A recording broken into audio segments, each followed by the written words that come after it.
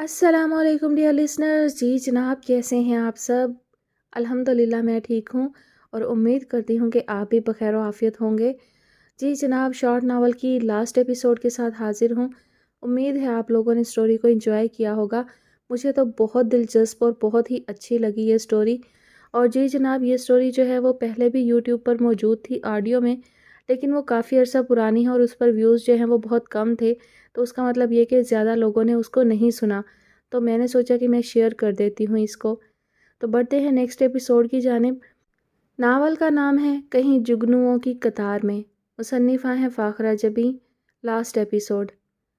बात अजीब ही नहीं, हैरानकुन और निहायत परेशानी का सबब भी थी। मैना आपी ने गुड्डू की नई शर्ट धोकर टेरेस पर डाली थी। बाद में टेरेस से कपड़े उतारते हुए मालूम हुआ कि शर्ट नीचे लॉन में जा गिरी है। बाद में शर्ट तो लॉन से मिल गई थी, मगर उसकी दोनों आस्तीनें और आधा दामन गायब था। सभी मियाँ अपनी किताब बरामदे में तख्त पर रख कर भूल गए थे। अगली सुबह इमाम गजाली और इब्ने खल्दून के अस्बाक किताब से पूरी तरह गायब हो चुके थे। और उस वक्त तो दादा हजूर भी परेशान हो उठे जब राकी उनके सामने पान की ग्लोरियां सजाकर उनके लिए पानी का गिलास लेने गया था। वापस आया तो पान की ग्लोरियों का नामो निशान तक ना था। राकी दद्दा से यह उगलवाने की कोशिश कर रहा था कि इस अरसे में उनके पास कौन आया था, और दद्दा कुछ भी कहने से माजूर नज़र आ रहे थे क्योंकि इस दौरान उन्हें सिर्फ ऊँग आई थी और बस। उसी शाम महरीन ने गुड्डू को प्लेट भर के आलुओं के चिप्स दिए। उसे बरामदे में छोड़ा और जब वो अपना चाय का कप लेकर वापस आई तो चिप्स वाली प्लेट बिल्कुल खाली थी। गुड्डू मियाँ की नज़रें सामने दीवार पर चिपकी थी और वो खुद गौतम बुद्ध के मुजस्मे की तरह साकत थे। सबसे ज़्यादा सदमा तो नाज़नीन को उस वक्त उठाना पड़ा जब उसके दुपट्टे में दो बड़े बड़े निहायत डिज़ाइनदार शगाफ पड़े। ये वो दुपट्टा था जिस पर वो महीने भर से क्रोशिये का काम कर रही थी और इरादा ईद पर पहनने का था। इस सदमे के ज़ेर असर घर भर के सामने दादो फरियाद की थी कि खुदारा उस मनहूस को तलाश किया जाए जो ये कारनामे सर अंजाम दे रहा है। सभी तो उन दिनों अपने राज दुलारे बकरे की सेवा में मसरूफ़ था, सो उसने नाज़नीन की बात पर कान धरने की ज़हमत ही नहीं फरमाई। नवाब एहसान ने सारी बात सुनने के बाद सारा इल्ज़ाम राकी के सर डाल दिया था, क्योंकि कपड़े निगलने का अमली मुज़ाहरा वो पहली मुलाकात में ही उनके सामने पेश कर चुका था। लेकिन उनकी बात को इसलिए तस्लीम नहीं किया गया था कि किताबें निगलने का अमली मुज़ाहरा राकी ने अभी नहीं किया था। महरीन को पूरा यकीन था कि सारी कारस्तानी सभी ही की है, क्योंकि सारे घर में एक वही बंदा ऐसा था जो बैक वक्त पान चिप्स का शौकीन था। लेकिन फिर सवाल ये पैदा होता था कि सभी को नाज़नीन के दुपट्टे और गुड्डू की शर्ट से क्या दुश्मनी हो सकती है। लिहाजा मसला अभी भी जूं का त्यों बरकरार था। सनावर भी बरामदे में तख्त पर लेटी इसी सोचो विचार में मसरूफ़ थी और साथ अपनी सूजी हुई नाक और माथे पे बने घूमड़ को भी सहला रही थी, जिसके बाइस वो 2 दिन से सबके साथ मिलकर खाना भी नहीं खा सकी थी। उसे इस हालत में नवाब एहसान देखें, ये बात किसी को भी मंजूर नहीं थी। लिहाजा खाना तीनों वक्त उसकी तबीयत की खराबी का बहाना करते हुए उसके कमरे में ही पहुंचाया जाता रहा था। और सनावर इस बात से इतनी खुश थी कि उसने दिल ही दिल में सोच रखा था कि जो ही उसे नवाब साहब के सामने पेश होने के लिए कहा जाएगा, वो एक बार फिर सतून को टक्कर मार देगी। सनावर, मैना आपी की आवाज़ ने उसे बुरी तरह चौंका दिया था। जी, उसने सरतापा ओढ़ी हुई चादर चेहरे से हटाकर उन्हें देखा। खासी मुतमईन और शादां फरहां लग रही थी। सनावर को यकीन था कि वो अनेक्सी की तरफ से आ रही हैं, क्योंकि अनेक्सी से वापसी पर नवाब एहसान की खूबियों की फहरिस्त उनके पास मज़ीद लंबी हो जाती थी, जिसे हर रोज़ असर नो उसे सुनाती थी। वो, मैंने नवाब एहसान से तुम्हारी ख़राबी तबीयत का जिक्र किया था, वो तुम्हारी अयादत के लिए आना चाहते हैं, उन्होंने डरते डरते उससे कहा था, और वो चंद सेकंड में उठकर बैठ गई थी। आप ही, मेरी समझ में नहीं आता कि आपको बैठे बिठाए क्या हो जाता है। अब सूजी हुई नाक और इस घूमड़ के साथ। जी नहीं, बिल्कुल ठीक है, तुम्हारी नाक और घूमड़ भी बस गायब होने वाला है। एक आध नज़र में तो उन्हें पता भी नहीं चलेगा। फार गार्ड से एक आप ही ख्वामखा मेरा तमाशा मत बनवाएं। उसे ताव आ गया था। तमाशा मैं तुम्हारा नहीं, तुम हमारा बनवा रही हो। हफ्ता हो गया है नवाब एहसान को यहाँ आए हुए। बस एक झलक देखनी है उन्होंने तुम्हारी, और तुम हो के ख्वामखा के बहाने पर बहाने किए जा रही हो। क्या सोचते होंगे हमारे मुतालिक कि हम खामखा इस काम को तूल दिए जा रहे हैं। भाड़ में जाएं वो और जहन्नुम में जाएं उनकी सोचें। वो दांत पीसती तख्त से नीचे उतरने लगी थी कि मैना आपी ने उसे वहीं दबोच लिया था। आराम से यहाँ बैठी रहो, खा नहीं जाएगा वो तुम्हें। गज़ब खुदा का निराले ही ढंग है मोहतरमा के। मैना आपी के गुस्से का ग्राफ ऊपर ही जा रहा था। जानती हो अम्मी ये कितनी परेशान हैं और दद्दा भी। अगर वो तुम पे जाहिर नहीं करते तो इसका मतलब नहीं कि तुम सर पर चढ़ती जाओ। आराम से बैठो और खबरदार जो हिली यहाँ से। उनका बस नहीं चल रहा था कि कोई मंत्र फूंक कर सनावर को वहीं जामिद और साकित कर दें। उसे कड़ी निगाहों से घूरते हुए उन्होंने तकिए के नीचे से परांदा चुटिया समेत निकाला और उसके बालों में लगाने लगी। ओफो, अब इसकी क्या ज़रूरत है, वो चीख पड़ी थी। ज़रूरत है बेवकूफ़, एहसान की वालदा को लड़कियों के लंबे बाल बहुत पसंद हैं। तो फिर मैं क्या करूं? ये नकली चुटिया मैं सारी ज़िंदगी तो नहीं लगा सकती ना। शादी के बाद भी कोई बहाना किया जा सकता है, कह देना च्युइंगम लग गई थी बालों में इसलिए कटवा दिए। मैं ना अभी बहुत दूर तक सोच चुकी थी। अरे वो आ रहा है एहसान, आराम से बात करना और दुपट्टा सर पर ठीक से ओढ़ लो। उन्होंने एकदम बताया तो सनावर के हाथ पांव फूल गए। आप ही मैं बहुत पजल हो रही हूँ। ओफो, बहुत बेवकूफ़ हो तुम, और ये रंग क्यों पीला पड़ रहा है तुम्हारा? लो अब हाथ पांव भी काँप रहे हैं। सनावर क्या करूं मैं तुम्हारा, भाई खुद को संभालो, वो नज़दीक आ गए हैं। मैं ना आप ही उसे तसल्ली तो क्या देती, उल्टा उसके छक्के छुड़ा रही थी और उसकी तो ये हालत थी कि अब रोती है कि तब। अच्छा मैं ज़रा गुड्डू को देख लूँ। उन्होंने बहाने से उठना चाहा मगर सनावर ने मजबूती से उसका हाथ पकड़ लिया था। आप ही प्लीज़ आप तो बैठी रहें, मुझे बहुत घबराहट हो रही है। पता नहीं कैसे देखेंगे मुझे। उसकी आवाज़ में भी कपकपाहट उतर आई थी। लो और सुनो, बदतमीज़ आंखों से ही देखेंगे। उन्होंने अपने सर पे हाथ मारा। अब मुझे जाने दो, वो बरामदे की सीढ़ियों तक आ गए हैं। उन्होंने हाथ छुड़ाने की कोशिश की। क्या आ गए हैं? सनावर की आंखें फैली और अगले ही लम्हे उसने आपी का हाथ छोड़ा था और छलांग मारकर तख्त से नीचे उतर आई थी। सनावर, नहीं भई, ये बदतमीज़ी है। उसका इरादा भांप कर वो एकदम उसे पकड़ने को उठी मगर उनके हाथ में सिर्फ परांदा था चुटिया समेत। सनावर तो महज 2 कलाचों में महरीन के बेडरूम की खुली खिड़की तक पहुंची और दूसरी तरफ बेड पर छलांग लगा दी। चंद लम्हों बाद महरीन के चिल्लाने पर उसे मालूम हुआ कि वो बेड पर नहीं खुद महरीन पर सवार है। उधर मैना आपे की गोल गोल घूमती आंखें हाथ में झूलते परांदे का नज़ारा कर रही थी।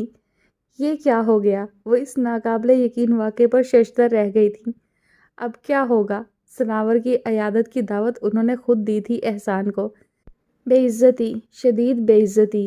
क्या बताऊंगी कि बीमार साहिबा अभी अभी टार्जन की तरह छलांगे लगाकर यहाँ से भाग गई हैं। कदमों की आवाज़ नज़दीक आ रही थी। उनका दिल रोने को चाहा मगर अगले ही पल वो कड़ाब से तख्त पर पड़ी चादर के नीचे गुम हो चुकी थी। लगता है तबीयत ज़्यादा ही ख़राब है। नवाब एहसान ने तख्त पर लेटे बेसुध वजूद को देखकर फिक्रमंदी से सोचा, फिर हल्का सा खंगारे ताकि सनावर को उनकी आमद की इतला मिल सके। उसके जवाब में चादर के पीछे से भी हल्का सा खंकारने की आवाज़ आई थी, गोया वो उनकी मौजूदगी से वाकिफ़ हो चुकी थी। वो चंद लम्हे मुंतज़िर रहे कि मोहतरमा उठेंगी, शरफ़े दीदार बख्शेंगी और उन्हें तशरीफ़ रखने को भी कहेंगी, मगर जब कोई उम्मीद बर नहीं आई तो वो उस बेइतनाई का सबब उनकी ख़राब तबीयत को समझते हुए खुद ही मूड़ा खींचकर तख्त के पास बैठ गए थे। सुना है दुश्मनों की तबीयत नासाज है। उन्होंने अयादत का फ़र्ज़ निभाया। दुश्मनों की तबीयत नासाज होती तो मैं भंगड़ा डाल रही होती, ना कि तख्त पर अधमुई पड़ी होती। जवाब तो मिला था लेकिन बड़बड़ाहट की सूरत में। नवाब साहब की समाअत महजूज तो ना हो सकी मगर जवाब का मुतालबा दोहराना इसलिए मुनासिब नहीं समझा कि हो सकता है बोलने में भी तकलीफ़ हो। और क्या क्या मशागल हैं आजकल आपके? वेट लिफ्टिंग करती हूँ और वॉलीबॉल खेलती हूँ। बेवकूफ़ इंसान, बीमारी में बंदा आराम का मशगला ही अपना सकता है। एक और बड़बड़ाहट उभरी थी। नवाब एहसान बेचैनी से चादर को घूरने लगे थे। आखिर ये चादर हटा क्यों नहीं देती? वो उलझ गए। एक लम्हे के लिए दिल चाहा झटके से चादर का कोना पकड़कर खींच लें और वो ये कर भी देते अगर आदाब के खिलाफ ना होता। आपने कोई दवा वगैरह ली है? उन्होंने पहलू बदला। जी। मैंने आप ही ने इस दफ़ा जी पर ही इक्तफ़ा किया था लेकिन अगले ही पल उन्हें अपने बाल खींचे जाने का एहसास हुआ। वो एक लम्हे को सुन सी हो गईं। ओके, आप फ़िक्र मत कीजिए, इंशाअल्लाह आप बहुत जल्द ठीक हो जाएंगी, नवाब एहसान दिल से कह रहे थे मगर मैना आप ही का खून खोल रहा था। ये शख्स इतना बदतमीज़ लगता तो नहीं। उनकी लंबी चुटिया चादर से बाहर थी और मुसलसल खींची जा रही थी। हमें इजाज़त दीजिए फिर। मेरी तरफ से 1000 बार इजाज़त। अच्छा हुआ जो मेरी जगह सनावर नहीं थी, वरना अभी यहाँ तिक्का बोटी कर देती तुम्हारी। उन्होंने दांत पीसे। अच्छा फिर हम चलते हैं। नवाब साहब पूरी तरह मायूस होकर उठे थे।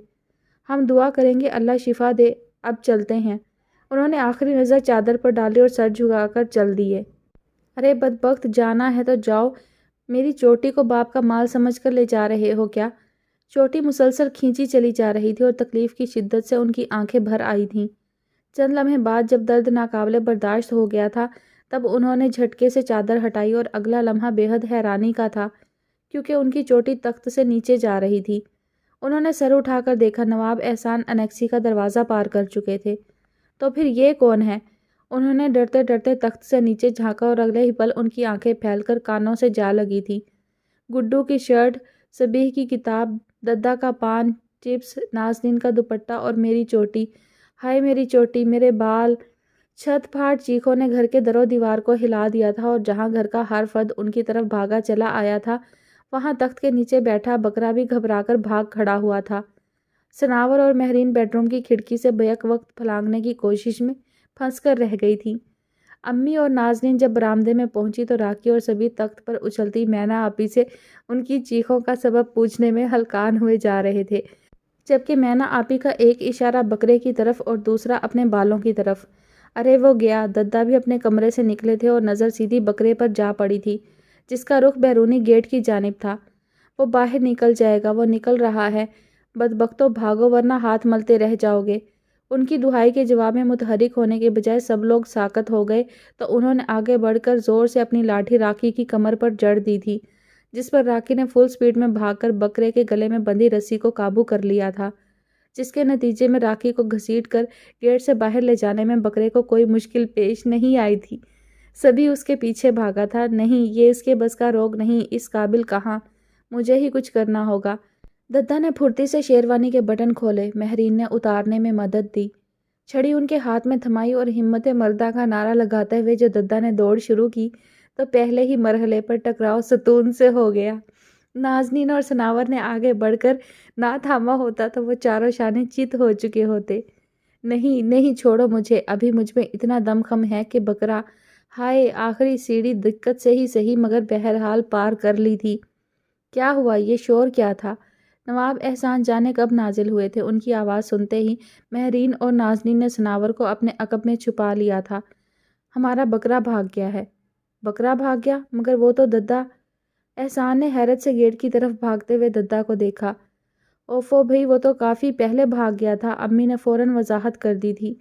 اچھا اچھا، آپ فکر نہ کریں، ابھی لے آتے ہیں، نواب صاحب نے تسلی دینے والے انداز میں کہا اور ساتھ ہی اپنا سلیم شاہی غصہ بغل میں دبایا اور چند لمحوں میں ہی نظروں سے اوجھل ہو گئے۔ وہ البتہ کافی دیر بعد منظر سے غائب ہوئے تھے اور تبھی ان تینوں کو مینا آپی کا خیال آیا تھا جو امی کی گود میں سر رکھے آٹھ آٹھ آنسو بہا رہی تھیں۔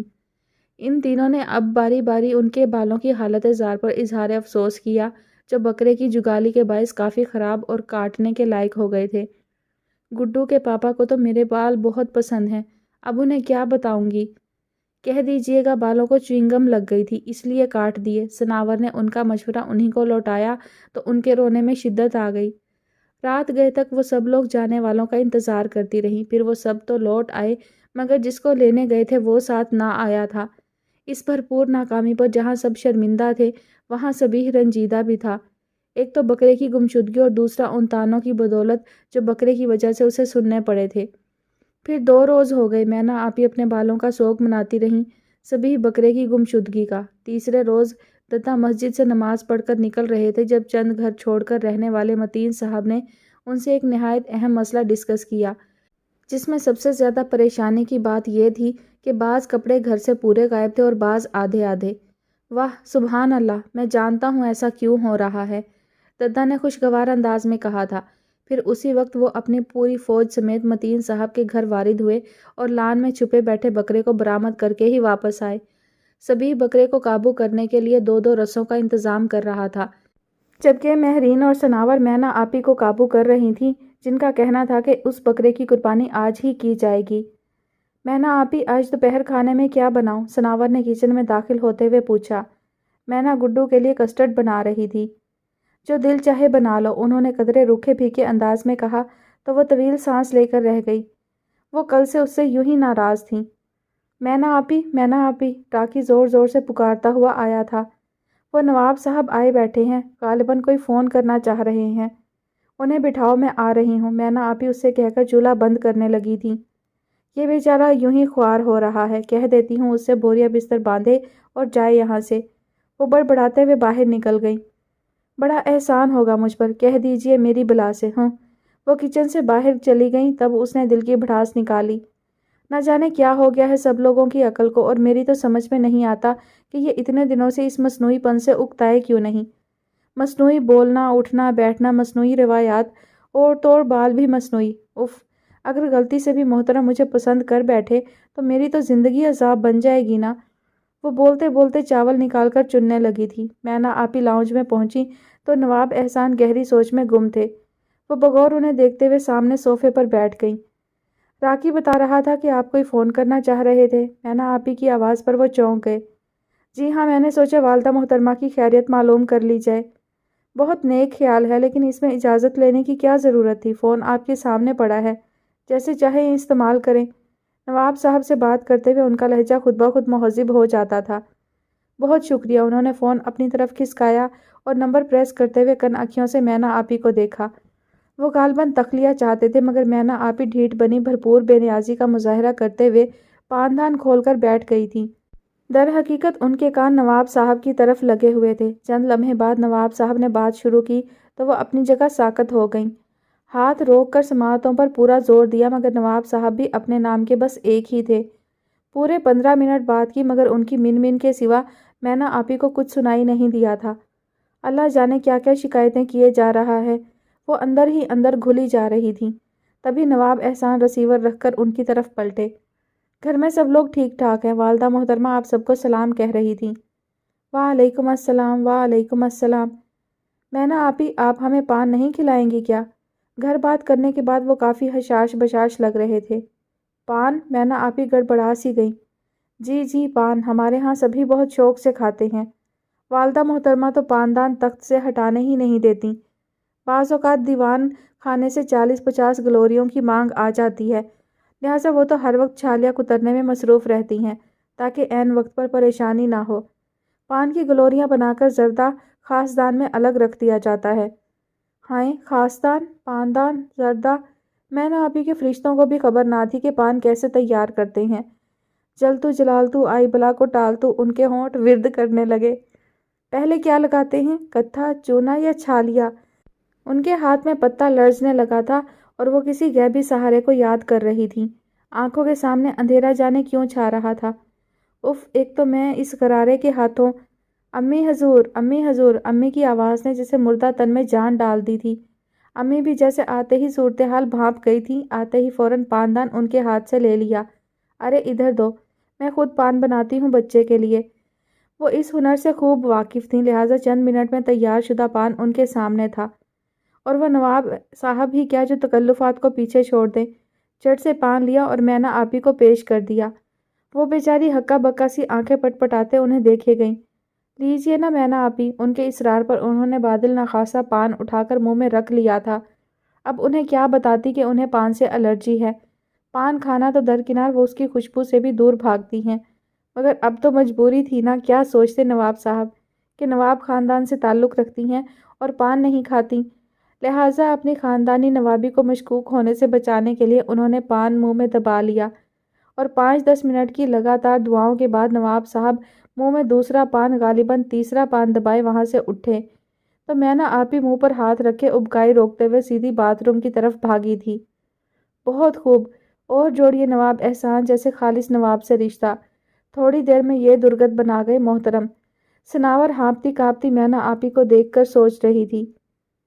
دراز قد، فربہی مائل جسم، گلابی رنگت، ہلکے آسمانی رنگ کا غرارہ سوٹ جس کے ہم رنگ دوپٹے پر نہایت خوبصورت سفید لیس لگی ہوئی تھی۔ سیاہ بالوں کی دراز چوٹی کلف لگے دوپٹے کے نیچے سے باہر جھانک رہی تھی۔ سامنے کے بالوں کی چند لٹیں سفید تھیں جو ان کے وقار میں مزید اضافہ کر رہی تھیں۔ کانوں میں سونے کے بالے، کلائیوں میں 2 بڑے بڑے سونے کے کڑے، گلے میں جھولتا لاکٹ۔ گاڑی سے برآمد ہونے والی خاتون کا حلیہ ہی نہیں، انداز و اطوار اور چال ڈھال سے بھی ایسی بھرپور تمکنت اور شائستگی لیے ہوئے تھی کہ تخت پر نیم دراز ددہ کے حقے کی گڑگڑ غیر معمولی طور پر طویل ہو گئی تھی، اور امی جو سر پر مہندی تھوپے درختوں سے چھن چھن کر آتی دھوپ سے لطف اندوز ہو رہی تھی، آؤ تاؤ دیکھے بغیر جو وہاں سے روانہ ہوئیں تو باتھ روم میں جا شاور تلے ہی دم لیا۔ مینا آپی نے خاتون کو پہچانتے ہی ددا کے کان میں سرگوشی کی۔ یہ محترمہ مہناز صاحبہ تھی، نواب احسان کی والدہ۔ مینا آپی نے انہیں پورے پروٹوکول کے ساتھ خوش آمدید کہا، ڈرائنگ روم میں بٹھایا، راکی کو باورچی خانے میں چائے پانی کے لیے دوڑایا اور باقی فوج کو سناور کی تلاش میں، جو آدھے گھنٹے کی بھرپور مشقت کے بعد شہزادی سناور کو پائیں باغ میں درخت کی سب سے بلند شاخ سے اتارنے میں کامیاب ہو گئی تھی۔ اوفو، کون سی قیامت آ گئی ہے جو 2 منٹ صبر نہیں ہو سکا تم سے؟ وہ بمشکل کیریوں تک پہنچ پائی تھی سو اب سخت جھنجھلائی ہوئی اتری تھی۔ قیامت ہی نہیں، آفت ہے آفت۔ کون؟ بالوں میں اٹکے پتوں کو نکالتے ہوئے وہ چونک گئی۔ آپ کی ساس، میرا مطلب ہے متوقع ساس، مہرین کافی پرجوش انداز میں بتا رہی تھی۔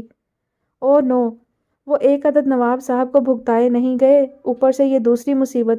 وہ کلس کر رہ گئی تھی۔ تو آپ اس دوسری مصیبت کے نزول پر ہی اپنے رنگ ڈھنگ بدل لیں، یہ نصیحت صبیح کی طرف سے آئی تھی، جو بکرے کی کشادہ پیشانی پر مہندی سے بیل بوٹے بنا رہا تھا اور بکرے صاحب اس کی آستین کو منہ میں لینے کی تگ و دو کر رہے تھے۔ میرے رنگ ڈھنگ میں ایسی کوئی برائی نہیں جو میں انہیں بدلنے کی کوشش کروں۔ یہ تمہاری مینا آپی کو ہی اوٹ پٹانگ سوچتی ہے، لیکن مجھے بھی موم کی ناک بنا دیا، جدھر چاہتا ہے موڑ دیتی ہیں۔ کبھی چوٹی لگائی جا رہی ہے تو کبھی پان بنانا سکھا رہی ہیں۔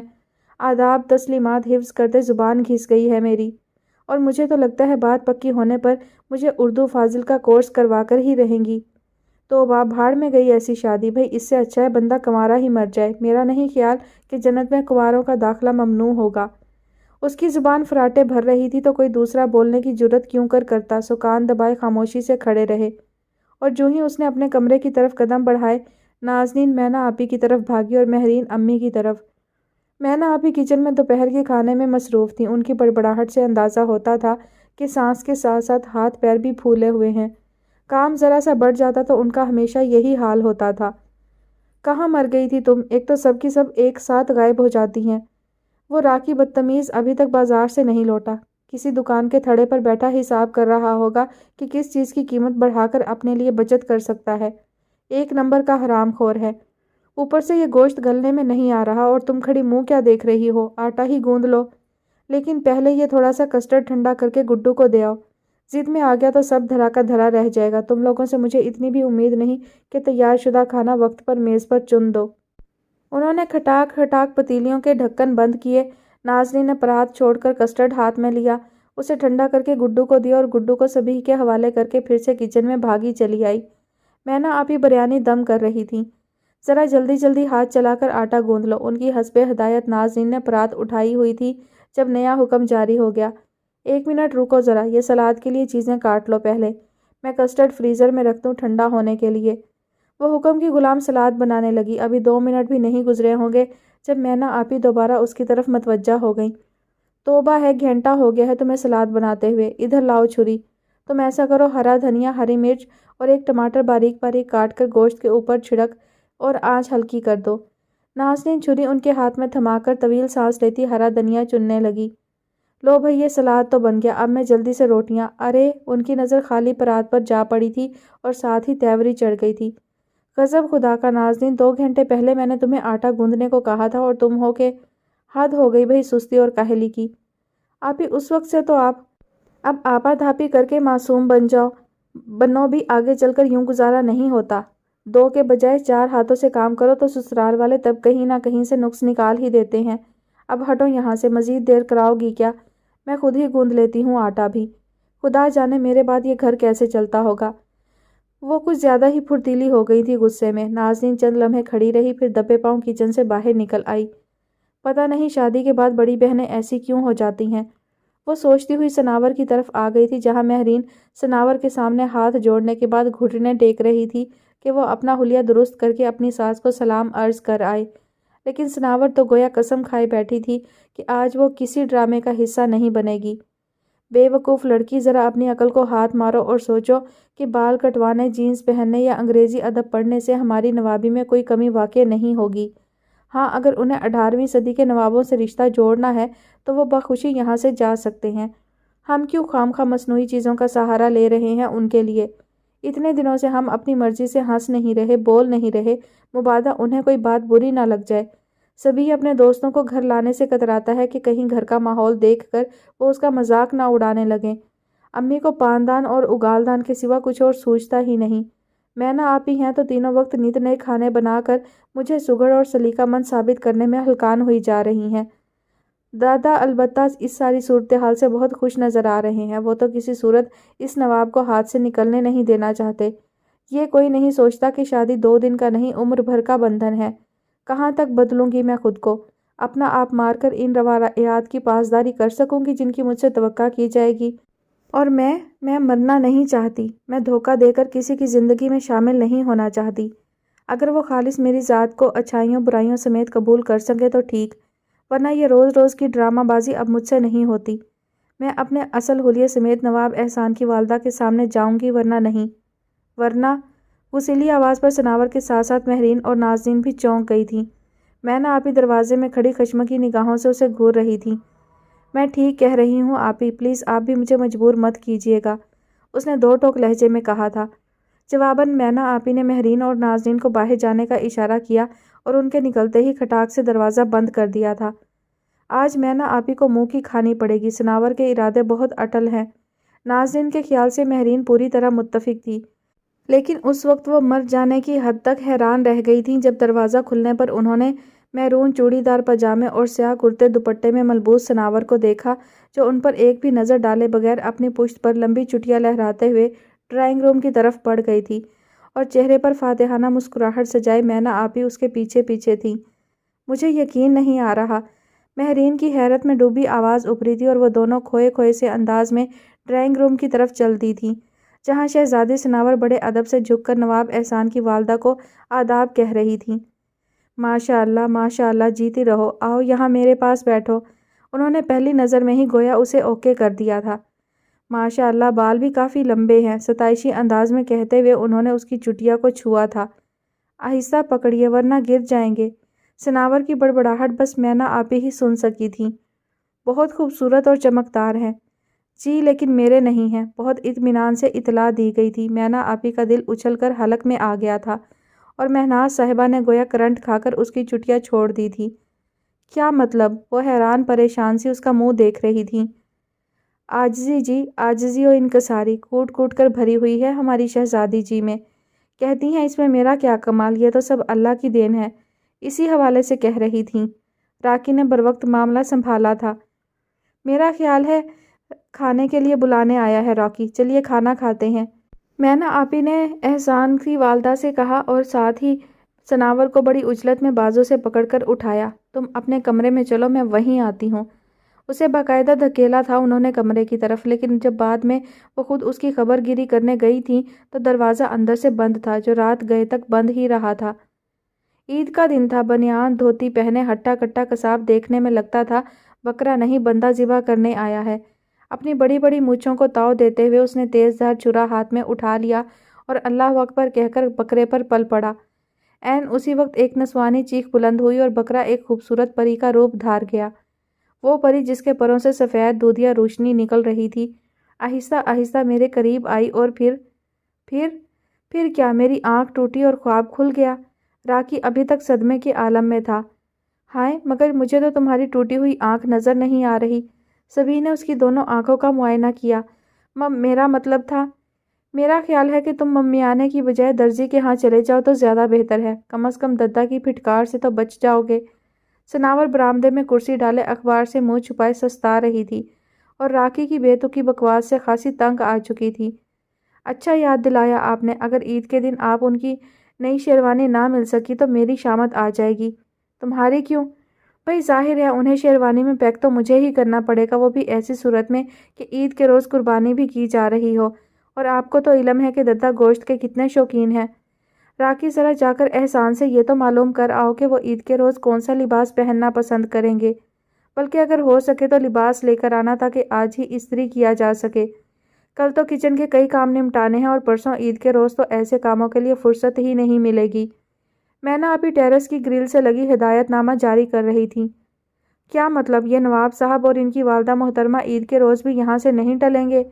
سناور کی ساری سستی اڑنچو ہو گئی تھی۔ ٹلیں گے، ضرور ٹلیں گے، مگر عید منانے اور عید کی شام کو منگنی کرنے کے بعد۔ ایسا اطمینان بھرا لہجہ اور ایسے دھماکے خیز الفاظ، سناور ہکا بکا سی اپنی جگہ بیٹھی رہ گئی تھی۔ یہ کیا کہہ رہی ہیں مینا آپی؟ بہت دیر بعد حواسوں نے ساتھ دیا تھا۔ امپاسبل، ایسا کیسے ہو سکتا ہے؟ اس نے دونوں ہاتھوں سے سر کو تھام لیا تھا۔ نہیں، میں ابھی امی سے۔ وہ ایک جھٹکے سے اٹھی تھی مگر تخت پر نیم دراز سبی نے فوراً ہی دونوں ٹانگیں اس کے سامنے بچھا دی تھیں۔ کوئی فائدہ نہیں۔ کیا مطلب؟ مطلب یہ کہ امی حضور تو شکرانے کے آدھے سے زیادہ وظیفے پڑھ چکی ہوں گی، لہٰذا اب آپ کا ان کے پاس جانا بیکار ہے۔ سبھی چنگم چباتے ہوئے بڑے مزے سے کہہ رہا تھا۔ اسے ایک دم رونا آ گیا، یعنی میری ہی زندگی کے بارے میں فیصلہ کیا جا رہا ہے اور مجھ ہی سے پوچھنے کی زحمت نہیں کی کسی نے۔ وہ دھم سے وہیں تخت پر بیٹھ گئی تھی۔ بھئی آپ سے پوچھنے کی ضرورت ہی کیا تھی؟ سب جانتے ہیں کہ آپ دختر مشرق اپنے بزرگوں کے فیصلے پر سر جھکانے میں لمحوں کی دیر نہیں کریں گی اور ان کی رضا میں لمحوں میں راضی ہو جائیں گی۔ کیوں؟ میں ٹھیک کہہ رہا ہوں نا؟ اس نے سناور کے جھکے چہرے کو کھوجنے کی کوشش کی۔ جواباً سناور بغیر کچھ کہے دونوں ہاتھوں میں منہ چھپا کر سسکنے لگی تھی۔ ارے ابھی تو صرف منگنی ہو رہی ہے، ابھی سے رونا شروع کر دیا۔ سبھی نے زبردستی اس کے دونوں ہاتھ چہرے سے ہٹانے چاہے تو سناور نے بری طرح سے اس کے ہاتھ جھٹک دیے۔ بات نہیں کرو تم مجھ سے۔ ٹھیک ہے نہیں کرتا، مگر پتہ تو چلے کہ خوشی میں رو رہی ہیں یا… اس کی آنکھوں سے گرتے موٹے موٹے آنسو دیکھ کر سبھی کی جان پہ بن آئی تھی۔ ایڈیٹ، خوشی میں رویا جاتا ہے کیا؟ اس کے رونے میں شدت آ گئی۔ تو کیا آپ دکھی ہیں؟ مگر کس بات پر؟ یعنی ابھی کوئی بات ہی نہیں ہوئی؟ یا اللہ، یہ کیسے لوگ ہیں، میرے دکھ کو سمجھ ہی نہیں سکتے۔ سناور نے لگے ہاتھوں اللہ سے بھی شکوہ کر ڈالا تھا۔ نہیں، میں سمجھنے کی کوشش کر رہا ہوں، سبھی نے کہنے کے ساتھ ہی اپنی کوشش کا آغاز کیا تھا۔ کیا خاک کوشش کر رہے ہو تم؟ ابھی تک تمہیں اتنا ہی معلوم نہیں کہ میں اس بانگڑو نواب سے شادی نہیں کرنا چاہتی۔ بانگڑو اور نواب احسان؟ توبہ کیجئے توبہ۔ سبھی کانوں کو ہاتھ لگاتا اٹھ بیٹھا۔ ان جیسا سمارٹ اور ڈیشنگ بندہ آپ کو ڈھونڈے سے بھی نہیں ملے گا۔ مجھے ضرورت ہی کیا ہے ان جیسا بندہ ڈھونڈنے کی، اور خدا نہ کرے جو ان جیسا کوئی دوسرا اس دھرتی پہ موجود ہو۔ میری تو جان کو آ گیا یہ نواب خاندان۔ سناور رونا بھول کر انہیں کوسنے لگی تھی۔ ایک وہ آئی محترمہ مہناز صاحبہ، بجائے اس کے کہ بیٹے کو لے کر یہاں سے کوچ فرماتی، الٹا خود بھی یہیں ڈیرا ڈال کر بیٹھ گئیں۔ اوپر سے منگنی کا شوشہ چھوڑ دیا ہے، لے کے عید کا مزہ بھی خراب کر دیا۔ اوفو، میری سمجھ میں نہیں آتا کہ ان میں کمی کیا ہے جو آپ… سبھی زج ہو گیا تھا اور سناور کو تو گویا اسی بات پر پتنگے لگ گئے تھے۔ کمی ان میں کہاں؟ کمی تو مجھ میں ہے، لولی لنگڑی ہوں، اندھی ہوں، بہری ہوں، جسے کنویں میں دھکا دینے کو گھر بھر بے چین نظر آ رہا ہے۔ اور کچھ نہیں سوجا تو جھٹ سے عید پہ میری قربانی کا پروگرام بنا لیا۔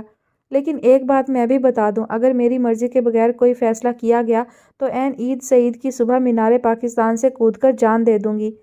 آخری بات فل والیوم میں کہی گئی تھی تاکہ ادھر ادھر اور اوپر نیچے سبھی تک پہنچ سکے۔ اطلاعاً عرض ہے کہ ساہیوال میں مینار پاکستان موجود نہیں۔ مینا آپی نے ریلنگ سے جھک کر اسے اطلاع دی تو وہ سلگ گئی۔ تو ٹھیک ہے، نہر میں کود کر بھی مرا جا سکتا ہے۔ وہی نہر نا جس میں چھوٹے چھوٹے بچے صبح و شام غوطے لگاتے ہوئے نظر آتے ہیں۔ واہ سناور بی بی، مجھے تم سے اسی بہادری کی امید تھی۔ میری جان، اس سے زیادہ پانی تو باتھ روم کے ٹب میں موجود ہے، وہیں کوشش کر دیکھو، ہو سکتا ہے بات بن جائے۔ مینا آپی کا لہجہ بھرپور طنز لیے ہوئے تھا۔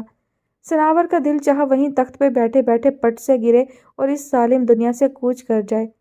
اب خاموش کیوں ہو گئی چندا؟ کوئی نیا ارادہ بن رہا ہے کیا؟ جی ہاں، سب سے پہلے تو آپ کو ابھی اور اسی وقت آپ کے سسرال بھجواتی ہوں کہ یہ سارا فساد آپ ہی کا پھیلایا ہوا ہے۔ اس کے بعد ددا جان سے بات کروں گی، اور اگر وہ بھی نہیں مانے تو پھر نواب احسان سے ملنے سے کوئی نہیں روک سکے گا۔ اس کے اٹل ارادے پر مینا آپی خوشی سے چلا اٹھی تھی۔ ارے یہی تو میں چاہتی ہوں کہ تم بس ایک بار نواب احسان سے مل لو۔ تو ٹھیک ہے، سب سے پہلے میں آپ کی حسرت پوری کر دیتی ہوں۔ جا رہی ہوں ان سے ملنے تاکہ حقیقت حال سے باخبر ہو سکیں وہ۔ بالوں میں انگلیاں پھیر کر اس نے ہاتھ جھاڑے اور انیکسی کی طرف چل دی۔ شکن آلود لباس، بال چوٹی اور پراندے سے بے نیاز، پاؤں سے حسب عادت چپل غائب، دوپٹہ دائیں کندھے پر اور آدھا زمین پر۔ ارے پکڑو اسے! مینا آپی منہ کھولے اس کا جائزہ لیتے ایک دم ہوش میں آئیں، چیخ اٹھی اور ان کی چیخ پر لبیک کہتے ہوئے ناظرین اور ماہرین بگٹٹ سناور کی طرف بھاگی تھیں، لیکن ان کے پہنچنے سے قبل ہی سناور انیکسی میں داخل ہو چکی تھی۔ اف، مجھے تو سخت وحشت ہو رہی ہے، یہ بھوت کا بچہ بھی سو نہیں رہا، ورنہ میں ہی جا کر کنسوئیاں لے لیتی۔ مینا آپی گڈو کو بری طرح تھپک رہی تھیں۔ بھوت کا بچہ؟ کمرے کے بیچوں بیچ چکراتی نازنین نے حیرت سے مڑ کر آپی کو دیکھا اور غالباً ان کی بے تحاشا وحشت کو محسوس کر کے وہ بغیر ان کو ٹوکے دوبارہ چکرانے میں مصروف ہو گئی تھی۔ مینا آپی، سوئیاں کہاں سے لانی ہیں؟ ہم کو بتائیں، ہم لا دیتے ہیں۔ کمرے میں داخل ہوتے راکی نے مینا آپی کی آخری بات سنی تھی۔ چلو جی، نازی منگواؤ اس سے سوئیاں اور سب سے پہلے اسی بدبخت کا منہ سی دو۔ مینا آپی دانت پیس کر رہ گئیں۔ مجھے تو ہول اٹھ رہے ہیں، پتہ نہیں سناور آپی ان سے کس طرح پیش آئیں۔ اوپر سے امی بھی حسینی خالہ کے ہاں جا کر بیٹھ گئی ہیں، ورنہ وہی سناور کو روک لیتی۔ مہرین کھڑکی سے انیکسی کا جائزہ لیتے لیتے تھک گئی تھی۔ امی کیسے روک لیتی سناور کو؟ ان کے پاس کوئی ریموٹ کنٹرول تو نہیں تھا سناور کا۔ مینا آپی پھاڑ کھانے والے لہجے میں بولی تھی۔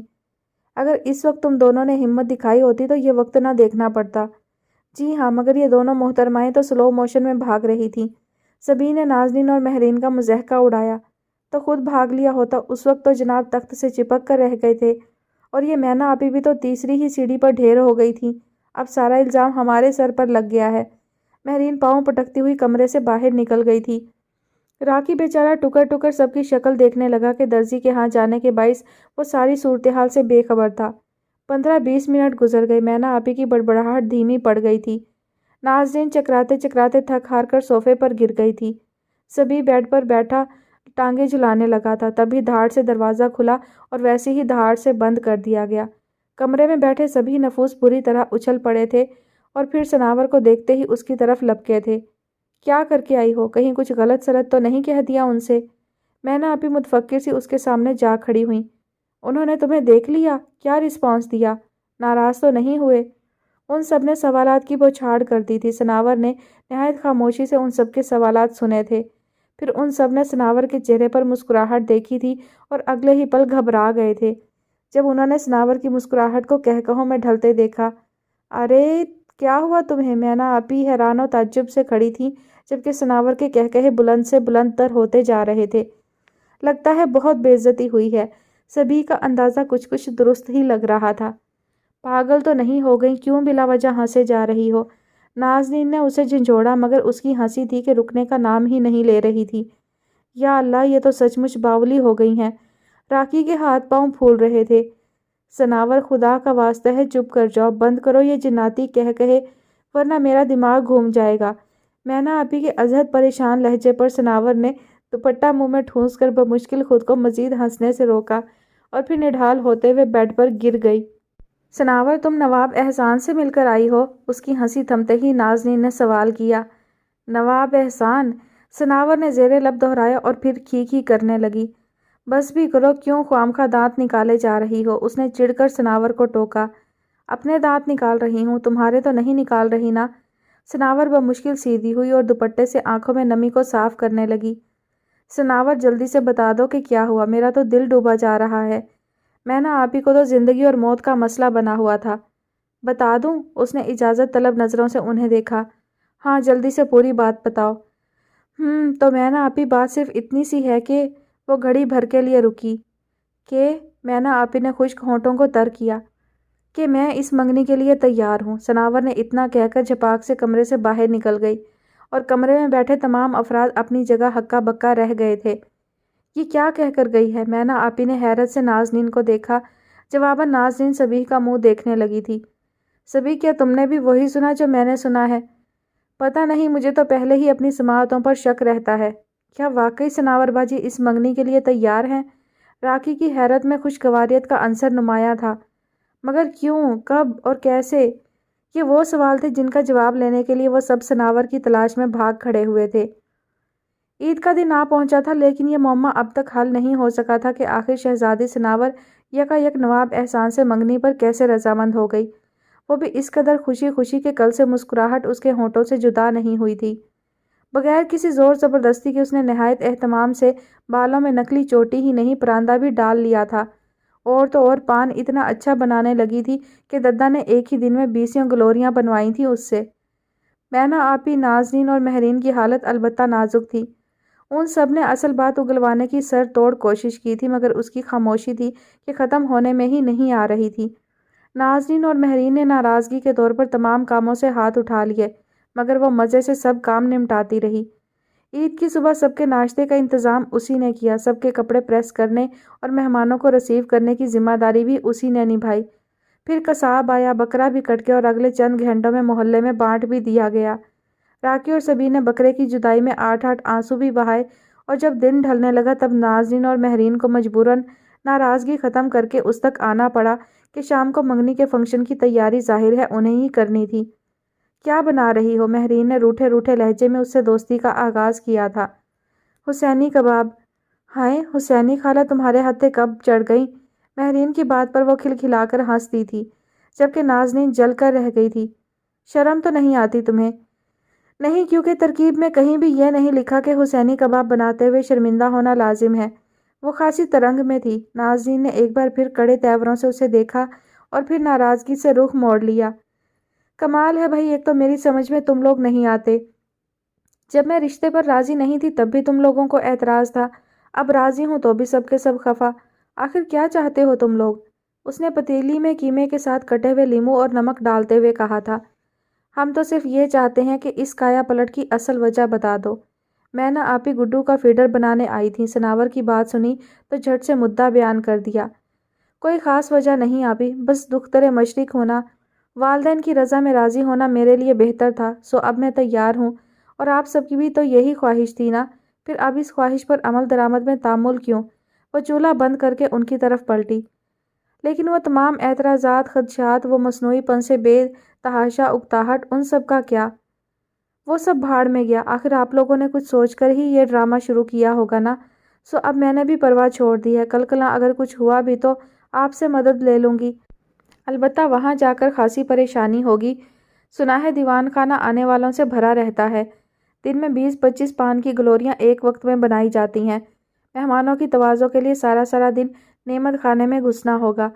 اللہ، کیسا ہوگا وہ وقت جب پان میرا اوڑھنا بچھونا ہوگا اور نعمت خانہ میری قیام گاہ۔ لیکن خیر تب کی تب دیکھی جائے گی، آپ آج کی فکر کریں۔ سیخ کباب کا مسالہ تیار کر لیں، کیونکہ ددا کو ہمارے ہاتھ کے سیخ کباب کبھی پسند نہیں آتے۔ وہ طمانینت کا عظیم الشان مظاہرہ کرتی ہوئی کچن سے باہر آ گئی تھی، جبکہ وہ تینوں ایک دوسرے کی شکل دیکھ کر رہ گئی تھیں۔ میں نا آپی بات مجھے ہضم نہیں ہو رہی، کہیں ایسا تو نہیں کہ اس دن انیکسی میں سناور اور نواب احسان کی آپس میں ٹکر ہو گئی اور وہ طوفانی قسم کے عشق میں مبتلا ہو گئے ہوں؟ مہرین کے دماغ میں کیڑا کل بلایا تھا۔ نہیں بھئی، نواب احسان اور ان کی والدہ کی باتوں سے اتنا تو معلوم ہو ہی گیا ہے کہ اس دن سناور انیکسی میں گئی ضرور تھی، مگر ان سے ملاقات کیے بغیر واپس آ گئی تھی۔ وہ تو ظاہری سی بات ہے، کیونکہ اگر اس حلیے میں سناور ان سے مل آئی ہوتی تو آج عید کے دن بکرے کی جگہ ہم اور آپ کٹ رہے ہوتے۔ نازنین نے کباب تلنا شروع کر دیے تھے۔ لیکن کوئی نہ کوئی گڑبڑ ضرور ہے، مہرین کی سوئی ایک ہی جگہ اٹکی ہوئی تھی۔ دفع کرو بھائی، مجھے تو لگتا ہے کوئی گڑبڑ نہیں، یہ شروع ہی سے ایسے مار کے انجام دیتی آئی ہے، لہٰذا تم لوگ بھی آم کھاؤ، پیڑ مت گنو۔ ہمارے لیے تو اتنا ہی کافی ہے کہ چلو یہ راضی تو ہوئی، ورنہ اتنے اچھے رشتے آج کل کہاں ملتے ہیں۔ چلو خیر، تم لوگ جلدی سے یہاں کا کام نمٹاؤ، میں سناور کو نیا سوٹ دے کر آتی ہوں پہننے کے لیے۔ نیا سوٹ؟ نازنین چونک گئی۔ ہاں بھائی، نواب احسان کی والدہ لے کر آئی ہیں منگنی پر پہننے کے لیے۔ میں نہ ابھی بتا کر کچن سے باہر آ گئی تھی۔ گڈو کو فیڈر دے کر امی کے پاس چھوڑا، جو آج نیا نکور غرارہ سوٹ پہن کر اپنی جگہ سے ہلنے تک کو تیار نہیں تھا۔ میں نہ آپی نے لان میں کرسیاں لگاتے راکی کو آواز دے کر کوئلے سلگانے کی ہدایت کی اور پھر سناور کے کمرے میں چلی آئیں۔ وہ بیڈ پہ دراز غالباً دن بھر کی تھکن اتار رہی تھی۔ اب یوں لیٹ لیٹ کر وقت برباد نہ کرو، شام تو ہو چکی ہے، تھوڑی دیر میں فنکشن شروع ہو جائے گا۔ میں نہ آپی کیوں پزل کر رہی ہیں؟ یہاں کون سا گرینڈ فنکشن ہو رہا ہے؟ وہی گھر والے ہی تو ہیں سب، جب دل چاہا اٹھ کر رسم کر لیں گے، اس پر کسل مندی سوار تھی۔ خیر اب ایسی بھی کوئی بات نہیں، تصویریں وغیرہ بنیں گی نا، اور پھر نواب احسان بھی تمہیں پہلی بار دیکھیں گے۔ ابھی سے ڈھنگ سے تیار ہونا شروع کرو گی تو مناسب رہے گا۔ اچھا ہوتا جو کل 1-8 گھنٹے کے لیے پارلر ہو آتی، لیکن خیر اب ایسا کرو، اپنے آئی بروز کی شیپ تھوڑی درست کر لو، اور ہاں، یہ نیا سوٹ تمہاری الماری میں پڑا ہے، اسے نکال دو، میں نے آپی نے کہا، اور پھر خود ہی نکال کر بیڈ پر پھیلایا۔ ہلکے گلابی رنگ کا غرارہ سوٹ تھا، جس پر سرخ ریشم کا ہلکا سا کام کیا گیا تھا۔ گلابی رنگ کا خوبصورت سا پراندہ بھی تھا، جس کے آخری سروں پر چھوٹے چھوٹے گھنگرو لگے ہوئے تھے۔ میں نے آپی نے نکلی چٹیا کھول کر اسے دوبارہ برش سے بنایا تھا اور نہایت احتیاط سے دوبارہ چٹیا کی شکل دے دی تھی۔ یہ لو، سب چیزیں تیار ہیں، مینا آپی نے سب چیزیں تیار کر کے رکھتے ہوئے کہا۔ خوب اچھا سا میک اپ کرنا، اگر کہو تو نازنین کو بھیج دوں تمہارے پاس؟ انہوں نے جاتے جاتے پوچھا۔ نہیں آپی، میں خود ہی تیار ہو جاؤں گی، اس نے فوراً منع کر دیا تھا۔ چلو اچھی بات ہے، میں ذرا کچن میں ہو آؤں۔ وہ دروازہ کھول کر باہر نکل گئی تھی۔ ان کے جانے کے بعد ثناور ایک طویل سانس لے کر اٹھ بیٹھی تھی۔ ایک نظر سوٹ پر ڈالنے کے بعد اس نے پراندہ ہاتھ میں لے لیا تھا اور اس کے گھنگروؤں کو دیکھنے لگی تھی۔ لان آباد ہوتے ہی جیسے سرمئی شام کی رونق میں اضافہ ہو گیا تھا۔ لان کے عین وسط میں صوفہ رکھ کر نواب احسان اور ثناور کے لیے نشست کا اہتمام کیا گیا تھا۔ یہیں دونوں طرف کے بزرگوں نے انہیں انگوٹھیاں پہنانی تھیں۔ صوفے کے سامنے میز پر رکھے گلدان میں مہرین نے لمبی ٹہنیوں والے گلاب سجا دیے تھے۔ صوفے کے عین سامنے دائیں بائیں طرف گول میزوں کے ارد گرد کرسیاں بھی دائرے کی شکل میں رکھی گئی تھیں۔ انہی کرسیوں میں سے ایک پر نواب احسان خاصے سنجیدہ اور رنجیدہ انداز میں بیٹھے ہوئے تھے کہ انتہائی کوشش کے باوجود بھی وہ اپنی والدہ محترمہ سے منگنی سے پہلے ثناور کو دیکھنے کی ضد نہیں منوا سکے تھے۔ ان سے ذرا فاصلے پر ثناور کی امی اور مہناز بیگم تخت سنبھالے اپنے خاندان کی شرافت اور نجابت کے قصیدے پڑھنے میں مصروف تھیں۔ مہرین اور نازنین ان سب سے کافی دور چہل قدمی کرتے ہوئے خوش گپیوں میں مصروف تھیں۔ ان کی دبی دبی ہنسی کی آوازیں البتہ وقفے وقفے سے سب کو سنائی دے جاتی تھیں، اور ان سب سے بے نیاز ددہ حضور لان کے انتہائی دائیں طرف شیروانی اتارے کرتے کے بازو چڑھائے کوئلوں پر کباب بھوننے کی تیاری کر رہے تھے۔ فضا میں دہکتے کوئلوں اور مسالے دار کبابوں کی خوشبو اکثریت کے صبر و ضبط کا امتحان لے رہی تھی، مگر افسوس کہ مینا آپی کے سوا باقی سب کا ان کے پاس جانا ممنوع قرار دیا جا چکا تھا۔ ذرا دیر بعد مینا آپی بھی سیخوں میں کباب پرونے کے بعد وہاں سے چلی آئی تھی۔ راکی اور سبھی تو کوئلے دہکانے اور گوشت بانٹنے کے بعد بقول مہرین خاصے میلے کچیلے ہو چکے تھے، لہٰذا وہ دونوں پہلی فرصت میں نہا دھو کر سفید براق کرتا پجامہ پہنے جمے بالوں کے ساتھ نواب احسان کے پاس آ بیٹھے تھے۔ کیا بات ہے سبیع الحسن، آج آپ کافی خاموش دکھائی دے رہے ہیں۔ نواب احسان سبیع کی غیر معمولی خاموشی نوٹ کیے بغیر نہ رہ سکے تھے۔ بس حضور کیا بتائیں، ایسا گھاؤ دیا ہے اس نے ہمیں کہ جینے کی صورت دکھائی دیتی ہے نہ موت کی آغوش میں قرار آتا ہے۔ ایسا گھائل کر دینے والا انداز تھا کہ نواب احسان پریشان ہو اٹھے۔ کس کی بات کر رہے ہیں آپ؟ بکرے کی، سبھی سے پہلے راکی نے ٹھک سے جواب دیا تھا۔ بکرے کی؟ نواب صاحب کی حیرت بچا تھی۔ جی ہاں، وہی بکرا جو کئی گھنٹے قبل کٹ اور بٹ چکا ہے اور جس کے کباب تھوڑی دیر بعد ہم اور آپ نوش فرمائیں گے۔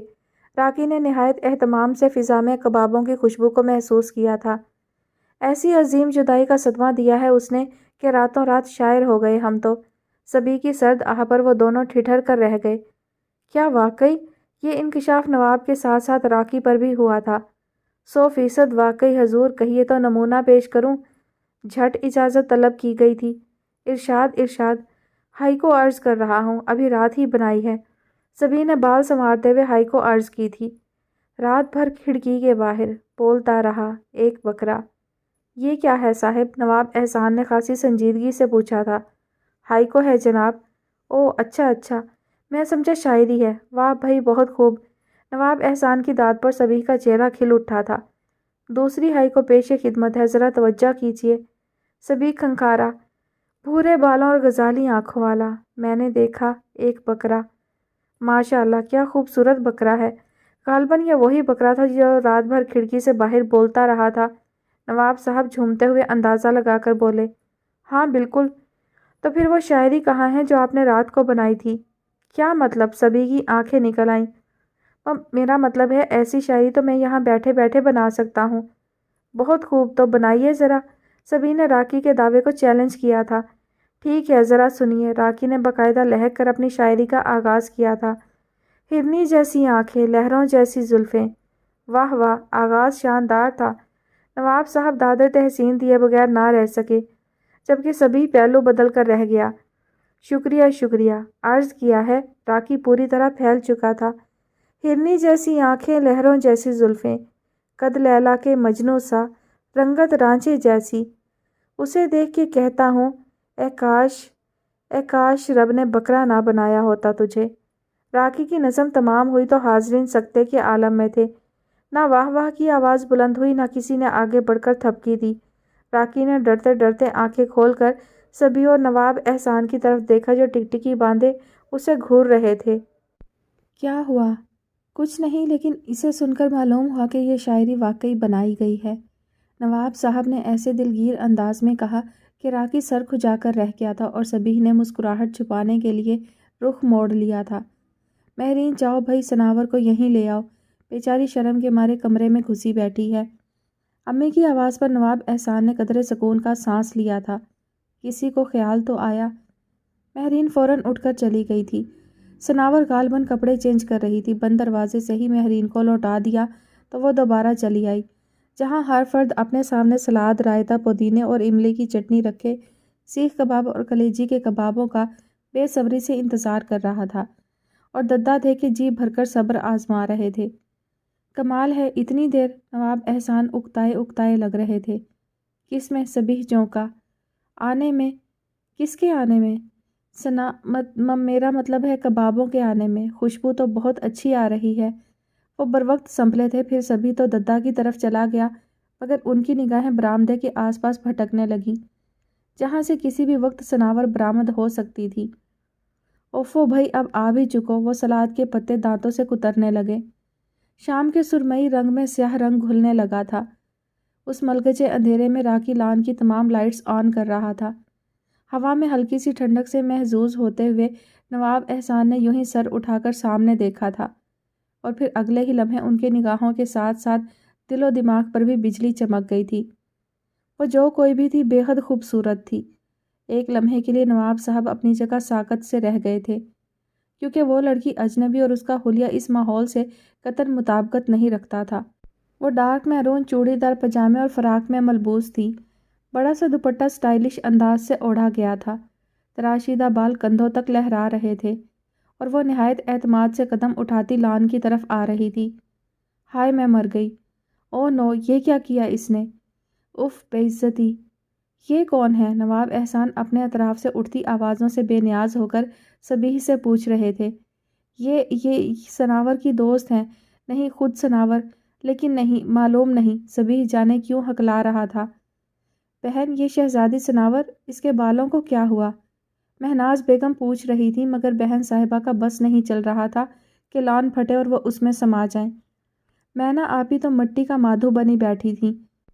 حیران پریشان سی نازنین نے مینا آپی کو متوجہ کرنے کے لیے ان کے کندھے پر ہاتھ رکھا تو وہ اسی کی گود میں لڑک گئی تھی۔ مہرین کا رنگ بھی پھیکا پڑ چکا تھا، اور راکی چوکنا انداز میں میز کے قریب کھڑا تھا تاکہ بوقت ضرورت اس کے نیچے گھس سکے۔ السلام علیکم۔ سناور کے سلام کا جواب کہیں سے بھی نہیں آیا تھا۔ اور میں ہوں شہزادی سناور، اپنے اصلی اور حقیقی روپ کے ساتھ۔ اس نے لمحہ بھر کے لیے نواب احسان کی آنکھوں میں جھانکا تھا۔ مصنوعی پن کا کھیل کھیلتے کھیلتے میں اکتا گئی تھی، اسی لیے آج خود اپنی شخصیت کے ساتھ آپ سب کے سامنے چلی آئی۔ یقیناً آپ سب کو حیرت ہو رہی ہے، مگر میں دوغلے پن کی انتہاؤں کو نہیں چھونا چاہتی، اسی لیے آج اتنی ہمت کر ڈالی۔ وہ بہت اطمینان سے ایک کرسی سنبھال کر بیٹھ گئی تھی۔ نواب احسان چند قدم آگے آ کر جانچتی نظروں سے اسے دیکھ رہے تھے۔ امی مرجھائے سے انداز میں تخت پر بیٹھ چکی تھیں۔ یہ ٹھیک ہے کہ میں نواب خاندان سے تعلق رکھتی ہوں اور مجھے اس پر فخر بھی ہے، لیکن یہ بھی یاد ہے کہ ہم 21ویں صدی میں سانس لے رہے ہیں۔ وہ بہت سی روایات جو کئی سو سال قبل نواب خاندان کی پہچان سمجھی جاتی تھیں، آج انہیں اپنے ساتھ لے کر چلنا ممکن نہیں۔ ہم پان نہیں کھائیں گے، غرارہ نہیں پہنیں گے، غیر ضروری رسومات پر عمل درآمد نہیں کریں گے، تو بھی ہمارے خاندانی عزت و وقار میں کوئی کمی نہیں ہوگی، کیونکہ بفضل خدا ہمارے بزرگوں کی تعلیم و تربیت سے ہمارے اخلاق و اقدار میں وہ شائستگی موجود ہے جو کسی اچھے انسان میں ہونی چاہیے۔ اور مہناز آنٹی، منگنی کا جو سوٹ آپ لے کر آئی تھیں، جوں کا توں پڑا ہے، میں نے اسی لیے نہیں پہنا کہ ہو سکتا ہے وہ میرے لیے نہ ہو۔ اپنی بات ختم کر کے وہ کلائیوں میں بڑی چوڑیوں سے کھیلنے لگی۔ ماحول پر سناٹا جوں کا توں موجود تھا۔ نواب احسان اور مہناز بیگم حیرت کے باعث اور باقی افراد شرمندگی کے باعث ساکت تھے۔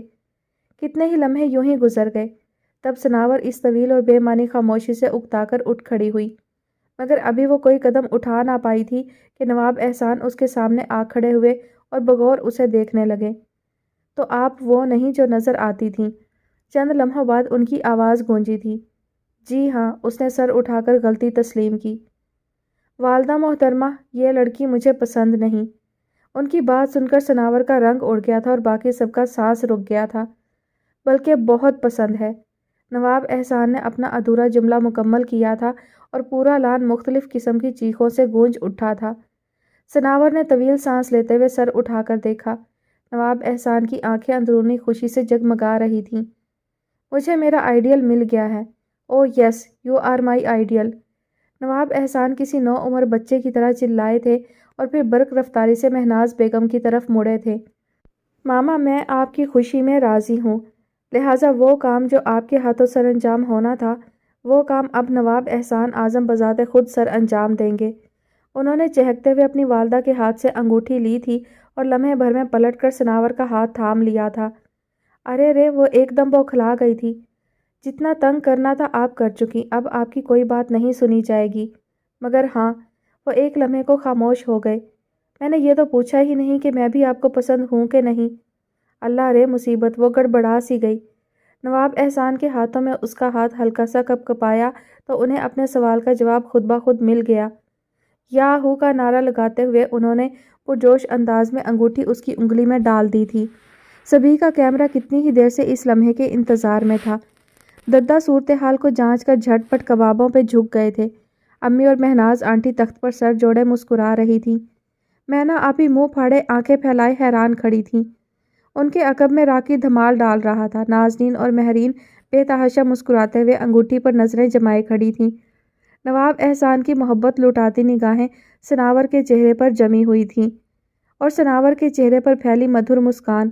سبھی کا کیمرہ چند سیکنڈ میں ان خوشگوار لمحات کو ہمیشہ کے لیے قید کر گیا تھا اور اس کے ساتھ ہی مبارک سلامت کا دور شروع ہو گیا تھا اور منہ میٹھا کرنے کے بجائے سب کے سب ددا کے بنائے گئے کبابوں پر ٹوٹ پڑے تھے اور سناور اپنے ہاتھ میں دمکتی انگوٹھی پر نظریں جمائے سوچ رہی تھی، معلوم نہیں ہم لوگ روب بہروب کا کھیل کھیلتے خود کو کہاں تک دھوکہ دیتے اگر اس روز انیکسی میں نہ چلی گئی ہوتی۔